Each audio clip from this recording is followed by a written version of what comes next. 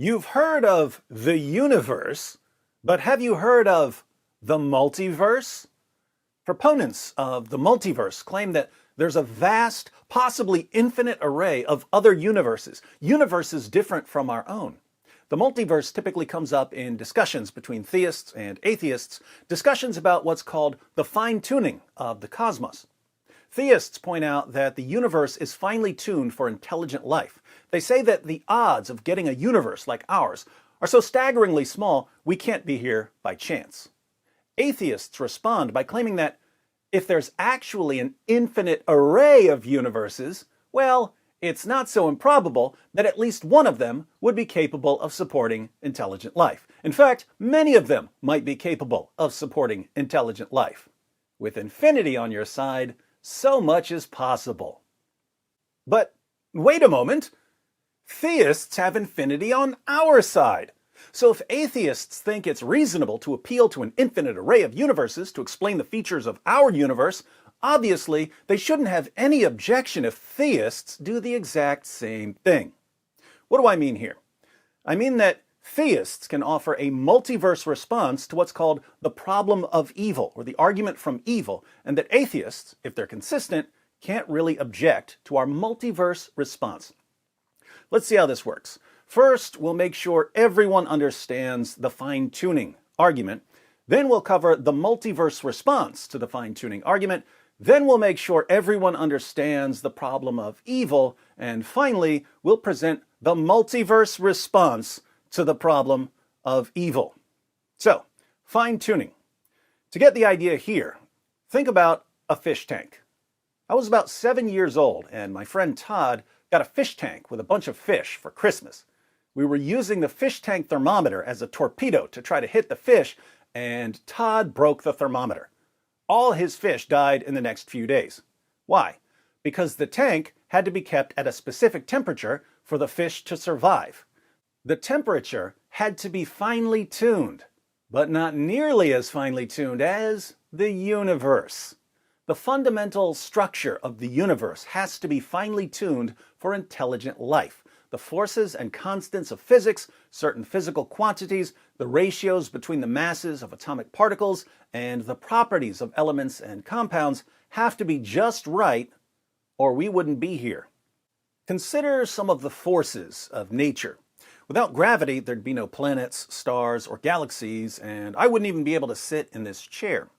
Without the strong nuclear force, protons and neutrons wouldn't hold together in the nucleus of an atom, and hydrogen would be the only element on the periodic table. Without the electromagnetic force, there'd be no chemical interactions between atoms, and the molecules necessary for life couldn't form.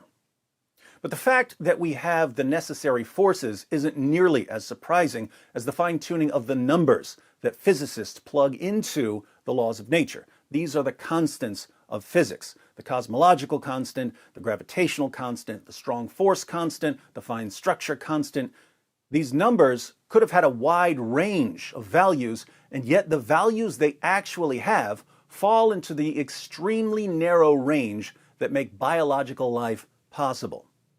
Part of the reason we're alive is that the universe turned out just right for life. Should we attribute this to chance? Did we just get lucky? Well, suppose a murderous psychopath locks you in a room, puts a gun to your head, and hands you 2 dice. He says, if you roll double sixes, I'll let you live. If you roll anything else, you're dead. Now, roll. So, you roll the dice. Huh! Double sixes. Man, that was lucky. Then he tells you to do it again. Double sixes again, or you're dead. You roll them again. Huh! Double sixes. That was really lucky. But what if it keeps happening? He makes you roll again and again and again, and day after day, year after year, you keep rolling the numbers necessary for life, your life. Does there ever come a point where you say, come on, the dice are loaded? If the answer is yes, if there are limits to what can reasonably be described as luck, then we have to believe that someone had us in mind when the universe was created, because the odds of getting a life-permitting universe by chance are a lot worse than rolling double sixes a bunch of times. As the late astrophysicist Sir Fred Hoyle said, "A common sense interpretation of the facts suggests that a super intellect has monkeyed with physics, as well as chemistry and biology, and that there are no blind forces worth speaking about in nature." But atheists have a response. It's the multiverse response. If there are a lot of universes, then maybe the odds of getting a life-permitting universe aren't so bad. Think about it. If you're only dealt 5 cards in a hand of poker, and it's the only poker hand you're ever dealt, it would be extremely improbable for you to get a royal flush. But if you're dealt 1,000,000 hands, and one of them is a royal flush, well, that's not improbable at all, because the odds of getting a royal flush when dealt just 5 cards are about 1 in 650,000. So, while a life-permitting universe may seem extremely improbable given the odds of the laws of nature being just right for life, what happens if there are an infinite number of universes? If there are an infinite number of universes, each with its own variations in the laws of nature, suddenly it's not as surprising that we hit the jackpot in ours. Problem solved, right? Not quite. There are all kinds of objections to the multiverse response, but I'm going to ignore all of them. Let's just grant that it's perfectly acceptable to appeal to an infinite array of unobserved, undetectable universes to explain certain features of our universe. The point I want to make in this video is that if our atheist friends get to appeal to the multiverse to respond to an argument, it's only fair that we also get to appeal to the multiverse to respond to an argument, right? That's fair, isn't it, atheists? You don't want to be hypocrites, do you? Thank you for your anticipated consistency. All right, now, the main argument against the existence of God is called the problem of evil, or the argument from evil. Here, evil doesn't just include what we normally think of as evil, namely moral evil. It also includes all kinds of human and animal suffering, what we call natural evil. There are many versions of the argument from evil. The idea, generally, is that if an all-powerful, all-knowing, perfectly good being exists, there shouldn't be so much suffering in our world. God could do a better job. Theists often respond to the argument from evil by offering philosophical or theological reasons for God to allow, or sometimes to produce, the bad things we see around us. Philosophical reasons for God to allow suffering are called theodicies. Examples of popular theodicies are free will theodicies. God allows us to do evil things because free will is important. And soul-building theodicies. Suffering actually causes us to grow morally and spiritually and to develop virtues like courage and compassion. There are dozens of theodicies that are meant to explain various kinds of evil and suffering. Then there are theological explanations, which would be things like human beings have rebelled against God, and at least some of the bad things that happen in this world are the result of that rebellion. Atheists answer these philosophical and theological reasons for suffering by saying, in effect, are these things really so important to God that he has to allow this mess we see around us? Is free will so important to God that he has to allow human trafficking?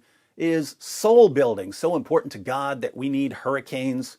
Is punishing us for rebellion so important to God that animals need to get caught in the crossfire? And then theists would argue that these things really are that important. But I'm not going to go in that direction. I'm just going to do what atheists do. I'm going to offer the multiverse response to the problem of evil. I'm simply going to say, what if God created a multiverse? What if God created an infinite array of universes? God certainly has the power to do that. Suppose God created each universe with different features. Perhaps the vast majority of alternative universes are the hedonistic paradises that atheists say God should have made. But in our universe, God did things a little differently. He gave people a great deal of free will. He made a place where lots of things go wrong so that people can develop virtues like courage and compassion. He punished rebellion.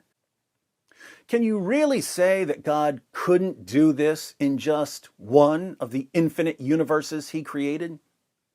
On what basis can you say that he couldn't? Your feelings?